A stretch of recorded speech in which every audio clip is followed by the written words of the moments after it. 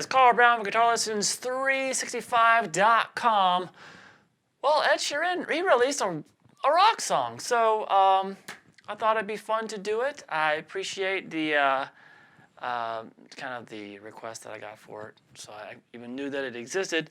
But we've got one that rocks here, so it's really fun to play. It's got a great guitar solo in it. I believe by looking on the Twitter sphere that Bruno Mars pretty much plays everything on this track. He does all the instruments, so I'm guessing it's him doing the solo.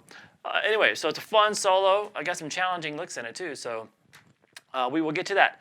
Before we get started, please follow the channel if you don't already, and ring the little notification bell so you know when I release a new lesson. And check out my Guitar Academy. The link is in the description. It's really easy to check it out. All my guitar courses, and we got a really good community over there, and hope you'll join us.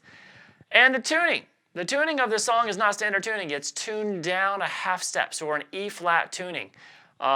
So those notes will be in the description as well if you don't know anything about that. So let's check out this main riff to blow.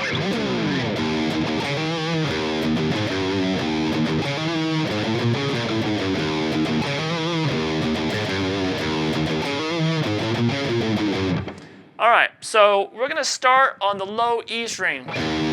Obviously, it's an E flat. I just told you to tune down, but I'm going to call it an E string anyway because that's what we're used to. So we have down, down, up. So let's go down, down, up, kind of a quick down, down, up. And then what you're going to do is a fast hammer on from 5 to 7 on the A string. Like this.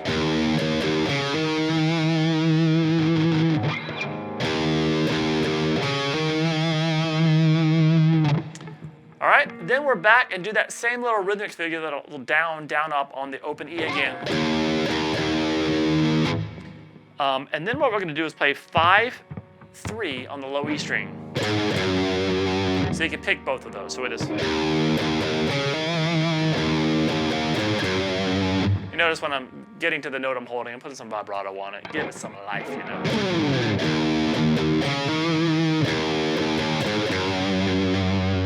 All right, then we start back over again. All right, but instead of this time going to that little 5-3 part, we have this little lick. All right, so far we have this. So we're right there, and that's when we do this little lick. So this lick is 5, 6, 7 on the low E string, over to 5 on the A string. Then back down, we're going to go 7, 6, 5. So reverse it. Then shift down to the 3rd fret. So like this.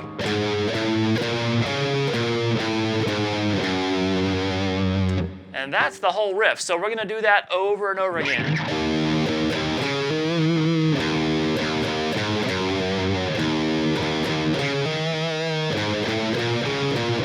Repeat.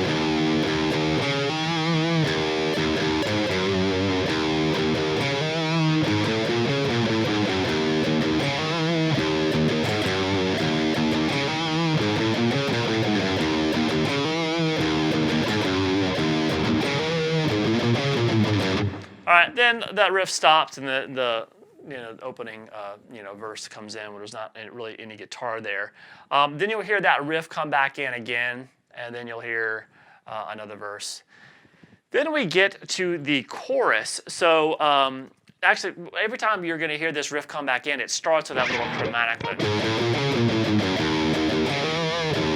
So coming out of every little verse section that doesn't have any guitar, you're going to hear that little. Then it goes back into that normal riff. And then after a couple of verses, we have this riff goes into the chorus. So it starts the same way. But what we do is this little chromatic riff at the end. When we get to that 3rd fret at the end of the run, we're going to now play a G major chord off of that to start the chorus. So that's just a G major bar chord. You can do a full bar, but really they're kind of just playing across to the G string. It's really all you hear too much of. So that's the 3rd fret on the low E, 5th fret on the A, 5th fret on the D, 4th fret there on the G. So that's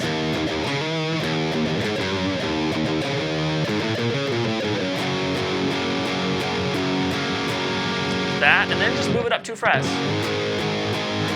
And then back to the riff.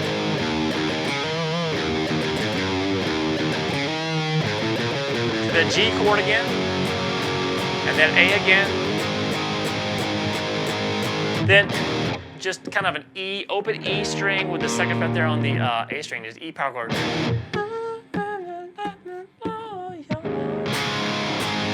It ends with those 2 chords, the chorus there, after that little pause where they do the a cappella vocals. We just have a D major chord followed by an A major. So then back.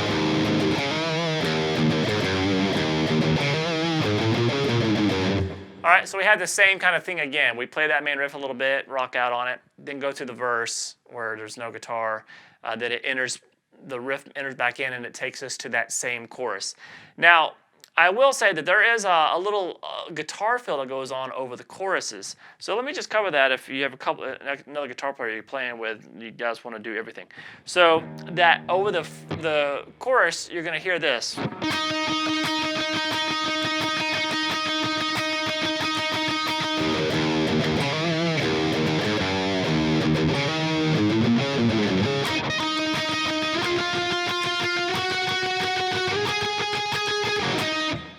All right, so it's basically, it's just an octave here, the 9th fret on the G string and the 12th fret on the high E. So play that. So you just want to hear those 2 strings. So remember, you got to mute that string in the middle there with the bottom of your index finger. So he gets kind of holds on that during the first.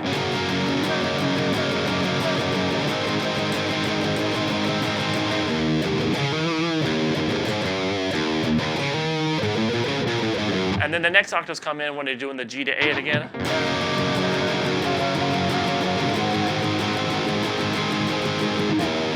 So that was that part that starting on that same octave. Whereas I'm going to call out what fret the index finger's at, but you can just play that same shape here. So at 9th fret, same octave shape, then 11, then 12, 14, and then move over and play the same shape, but off the 14th fret on the D and the 17th fret on the B. That's that E octave.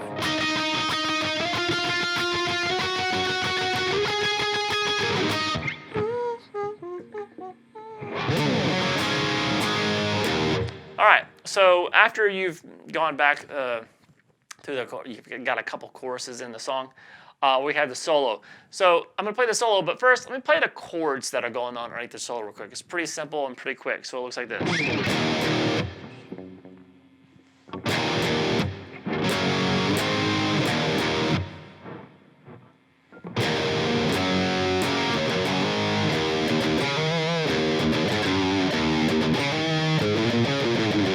It kind of goes into that same riff. So it just starts with a couple of power chord, open E power chord hits.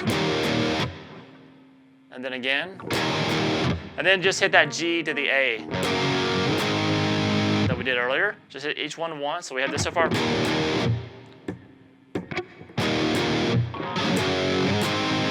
And then you go back to the power chord hits, 2 of them. And this second time through, you just hit that E power chord, hold it, and go to the G. Kind of down, down, up, that little down, down rhythm. Pick it and slide into the A. So here this.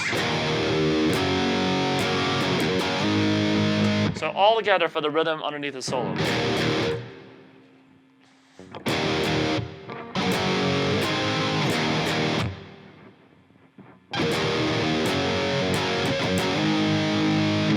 All right, so we have made it to the solo. Let me play through that one more time for you guys, the solo that I did at the beginning, and then we'll check it out phrase by phrase.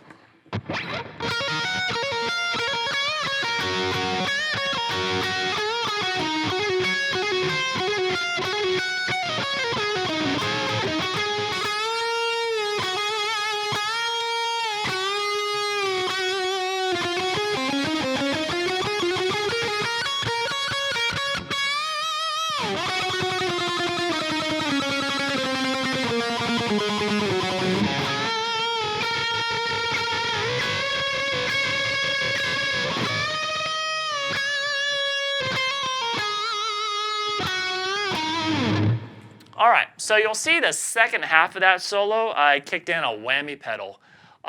So I'll talk about that when I get to that part. So let's go with this first phrase.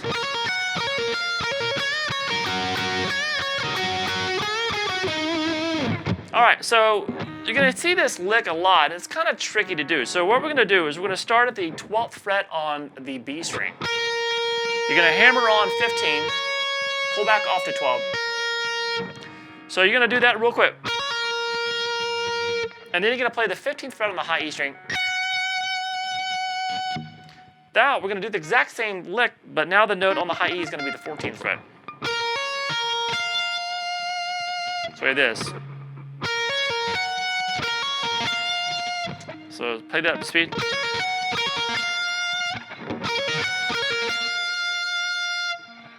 All right, and then we do that little hammer pull again. Then you're going to do a whole step bend at the 15th fret on the B string. Then play 15, 12, and then you're going to play the 12th fret on the G and the B string together, double stop.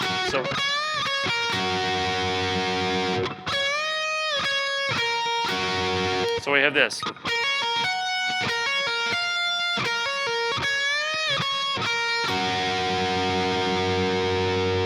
So you hit that, gonna hit that double stop a couple times, and then we basically do that little bend lick, that same lick again without doing that little trill in between it. So we have this.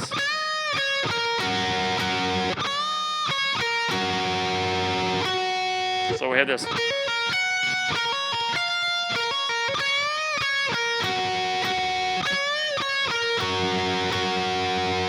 All right, and then you're gonna end this phrase, which is the bend at the 14th fret on the G, and then play 14, 12, over to 14 on the D. So like this.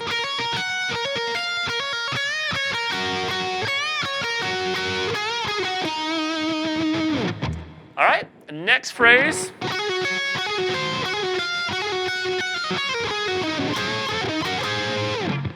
Cool, huh? So we have, it's kind of that same lick here. We're going to be playing, hammering, we're on the G string here. We're going to hammer 12 to 14, pull back off to 12. So same little, quick little thing you're going to see. And we're going to end that, we're going to back that up with a different note each time. So we're going to go, first note is going to be the 15th fret on the B. And then you're going to do that lick again. And then the ending note is going to be the 14th fret on the B. So it is. Then we'll do that lick again. And then we're going to be, the ending lick is going to be the 14th fret on the high E string. And then do that little trill again. And then the ending note is going to be 15th fret on the high E. So we have this.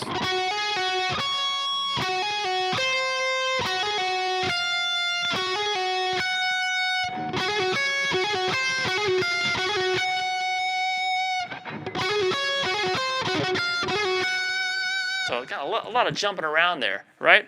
And now we have a quick little legato descending.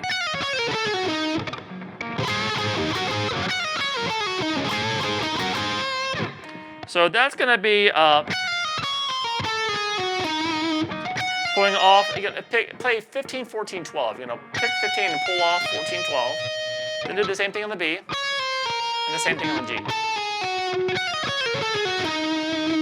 You're going to resolve it there at the 14th fret there on the D string.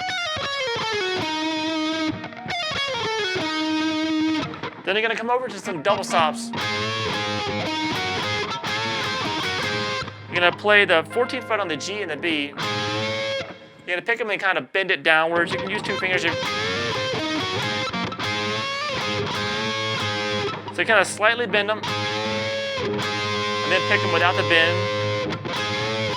Then over to 14 on the D. Then play the double stops of the 12 on the G and the B again, and then into those double stops of the 14.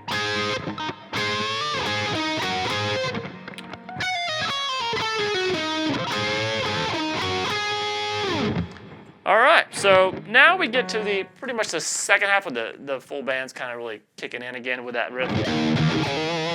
And we have an octave pedal that's added. So when you hear this, I'll show you what I have this kind of whammy pedal, not an octave pedal, I have a whammy pedal set up. So what I have here is when I'm playing, so we have this.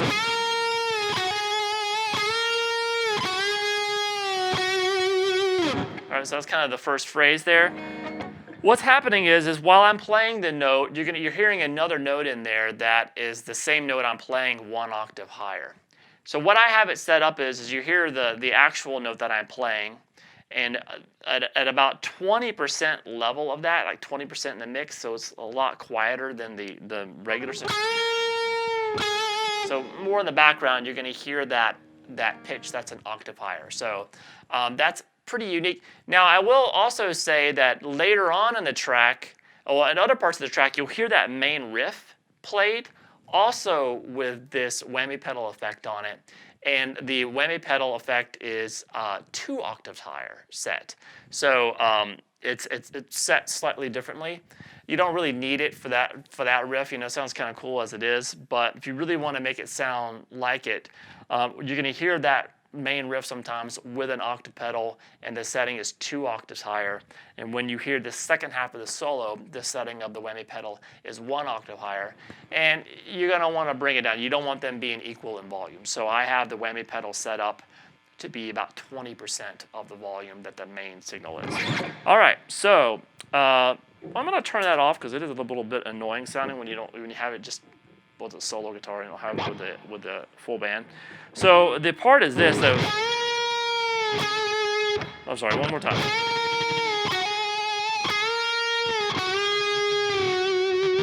So that's the first phrase.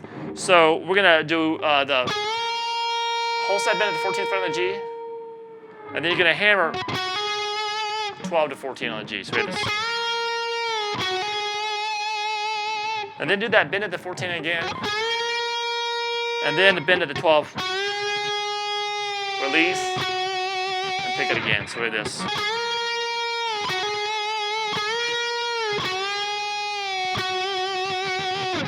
All right, now from there, we have this.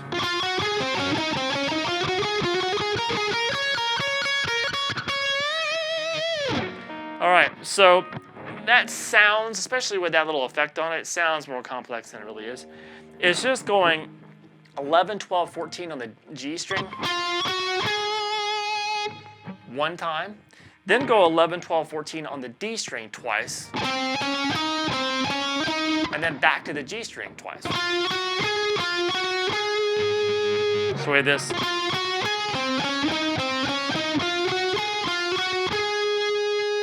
All right, now we're going to go up to 12 on the B string, back to 14 on the G, and back to 12 on the B. So we have this.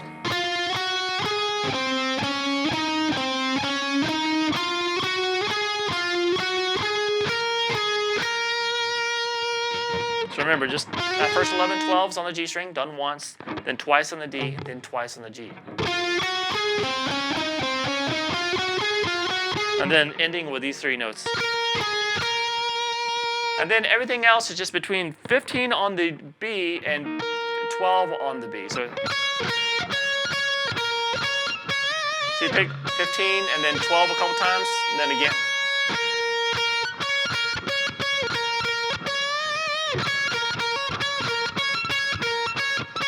Not always. So you pick like kind of once and then twice. Yeah, you just kind of get the feel of it. Counting this stuff out is kind of ridiculous. You just, if you can just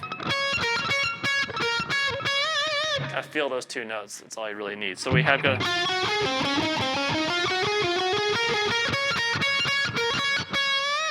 So you're going to end it with that whole step bend there at the 15th fret on the B. And then it sounds like the pitch effect is still on it, and he has this little. You can do this as octave. But I'm just going to keep, because it sounds like you guys is picking them multiple times, so we're just going to keep the effect on to do the octave so we don't have to actually play it. And then the little melody is.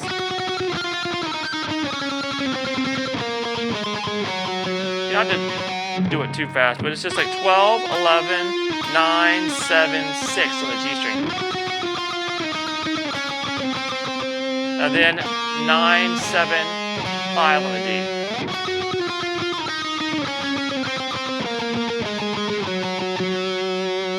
And then the effect, that little octave effect, is taken off, the whammy effect.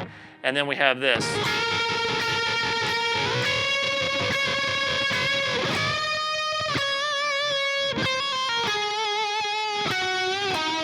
So a lot of this is, underneath the, going back into the vocals, underneath the vocals.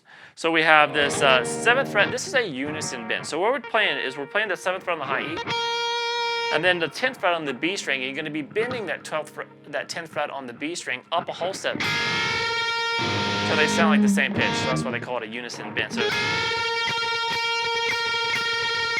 you do that bend, and you kind of keep picking it. And then do the same thing at the 10th fret. So the 10th fret here on the high E, 13 on the B that's bent up. So it is.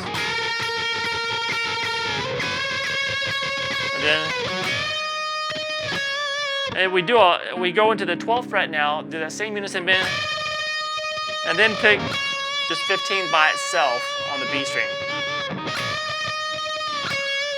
And then we have this. And that is 14th fret on the B, hammer 15, pull back off to 14, pull back off to 12. Over to 14 on the G, and then you're going to end it with that kind of slight bend at the 12th fret on the G, and then 14th fret on the D. All right, and then we're back to the. Now I will say that you'll hear at the very end of the song, that main riff is just slightly different. Instead of doing that rhythm of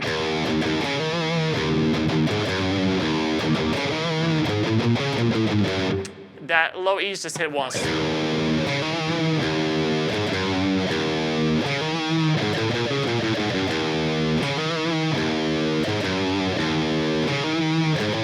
So it's a little bit easier, just hitting the low E open once. And then we had that little ending, which is that chromatic lick played 3 times, and then it starts slowing down like that.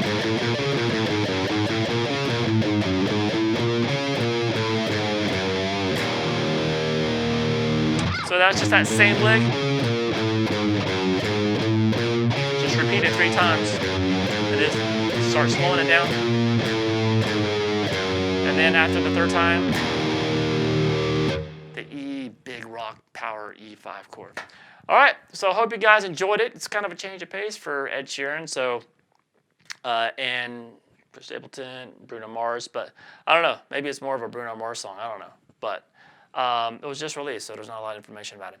But I hope you enjoyed it. I'll see you again soon for GuitarLessons365.com.